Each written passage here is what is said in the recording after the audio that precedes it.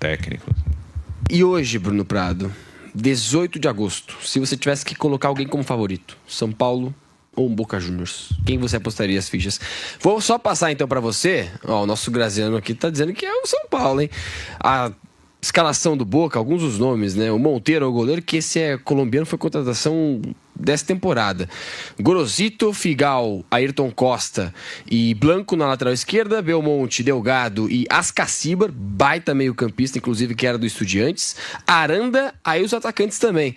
Miguel Merentiel, aquele ex-Palmeiras, que inclusive marcou gol hoje, e o Villa, aquele que era do Boca Juniors, fez uma baita temporada, acho que no Rivadavia. Colombiano, né? Ponta dribladora. Né? Riestra do Rivadavia, que não lembro onde ele jogou, um dos dois, e agora voltou ao Boca Juniors. Esse time do Boca aqui, pra mim, tá? Não mete medo no São Paulo. Não. E se eu tivesse que apostar minhas fichas hoje, meus R$5 que eu tenho na conta, eu jogaria no São Paulo. Eu acho São Paulo o melhor. Não muito melhor, claro. Eu acho que são times próximos ali, mas acho São Paulo melhor. O segundo jogo vai ser no Morumbi, né, que o Boca vem da Libertadores. Então quem vem já da Sul-Americana tem essa vantagem de decidir em casa, né? Então vai ser o primeiro jogo na Argentina, o segundo jogo no Morumbi. Então eu acho São Paulo melhor que o Boca. Acho que São Paulo tem sim toda a condição de passar. Jogo duro, equilibrado. Não há uma diferença gigantesca de um para o outro, mas para mim, eu acho que se for dar um palpite, acho que São Paulo passa.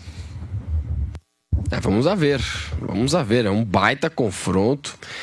Vai pegar fogo, sem dúvida alguma. Isso não vai dar emoção e né, pancadaria nos dois jogos. Não vai faltar, isso eu tenho certeza, né, cara? Jogo de Sul-Americana que parece mais de Libertadores, né? São duas equipes aí com tradição em Libertadores da América. Bruno Prado, a sua análise dessa vitória do São Paulo para tirar a zica, aquele momento complicado, turbulento da fase do São Paulo.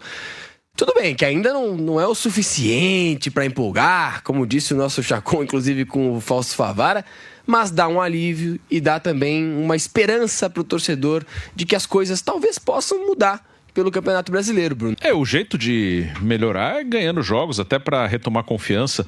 Até falei no finalzinho da transmissão do jogo que a questão macro do São Paulo, questão institucional, política, financeira, isso aí é uma coisa que vai demorar muito para melhorar, se é que vai melhorar, é uma coisa mais ampla, mais difícil, mais complexa. E tem um time de futebol. E o time de futebol, essas questões de fora de campo, claro que influenciam, atrapalham bastante o time de futebol, mas é possível competir melhor, porque o São Paulo não é um time muito pior que a maioria dos times da Série A. Nós temos na Série A do Brasileiro, nos últimos anos, 2 times que se organizaram na parte financeira, então eles conquistam a maior parte dos títulos, e os outros estão num barco tão distante, está todo mundo meio no mesmo barco. Aí tem momentos que um está um pouquinho melhor, aí tem alguns com investimento de SAF, que já tivemos complicações. Botafogo teve um momento mágico ali com o SAF e depois se enrolou todo. O Vasco, a SAF não deu certo. O Cruzeiro, por enquanto, vai bem dessa maneira. O Galo já nem tanto. Então, também a SAF é uma coisa incerta. Pode ajudar.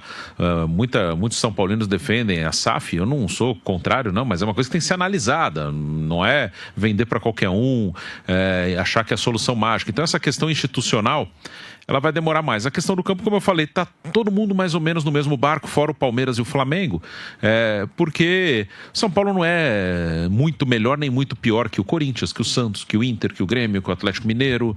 O Cruzeiro tá nesse momento melhor, só que também ainda é um time que não dá para dizer que tá consolidado nessa situação. São Paulo não é muito pior nem muito melhor que o Fluminense, que hoje é o 4º colocado no campeonato e está nas quartas da Libertadores. Não é também muito pior ou muito melhor que o 3º colocado do Campeonato Brasileiro, que é o Atlético Paranaense. São Paulo já teve campanhas ali recentes de 4º, 5º lugar. Então, no campo dá para fazer melhor. Apesar do fora de campo atrapalhar muitas vezes, mas atrapalha também essas outras equipes que eu citei. E para recuperar dentro de campo, primeiro você precisa recuperar a confiança. São Paulo, antes desse jogo, eram 15 jogos, só uma vitória contra o Boston River. No Campeonato Brasileiro não vence há 9 jogos, e isso continua, né? Hoje foi pela Sul-Americana, mas hoje venceu, então são 2 vitórias nos últimos 16 jogos, mas venceu hoje, quebrou pelo menos uma parte dessa sequência. No Brasileiro pode quebrar no fim de semana, e ganhando jogos você retoma a confiança, que muitas vezes joga-se tudo para o trabalho do treinador. E aí eu não estou falando especificamente do Dorival Júnior, falando de todos aí que passaram pelo São Paulo nos últimos anos, e isso vale para todos esses times que eu citei, mais ou menos no mesmo barco que o São Paulo, mas falando especificamente do São Paulo. É claro que o Dorival, que hoje é o técnico, ele tem responsabilidade também no momento ruim que o time vive. Como tem responsabilidade nas vitórias, ele mesmo conquistou um título com o São Paulo de Copa do Brasil, um título inédito, um título nacional, num momento muito desfavorável da história do clube. Mas o técnico, ele não controla tudo. Isso eu acho que é um erro que muitas vezes nós, da imprensa, cometemos muito, e a torcida também, de achar que o técnico controla tudo, que o técnico é o maior responsável pelos títulos, pelas vitórias, e também é o maior responsável pelas derrotas. Ele é parte de um conjunto.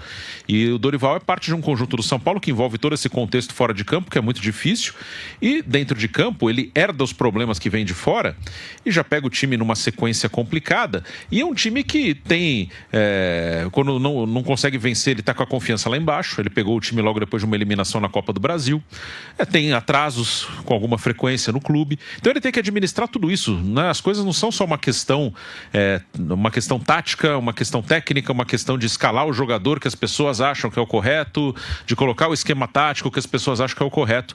O treinador no Brasil, ele tem que administrar um monte de coisa. Ele tem que administrar salário atrasado, direito de imagem atrasado, jogador insatisfeito, jogador desgastado, jogador sem confiança, às vezes problema particular na vida do jogador, que o jogador é um ser humano, tem família, tem pai, tem mãe, tem esposa, tem filho e tem os seus problemas. Então o Dorival, ele pegou um contexto muito pesado para o São Paulo, e o jeito de começar a sair disso é ganhando jogos. Hoje não foi uma grande partida do São Paulo, não, mas ele foi melhor que o Bolívar, ganhou o jogo, conquistou a classificação.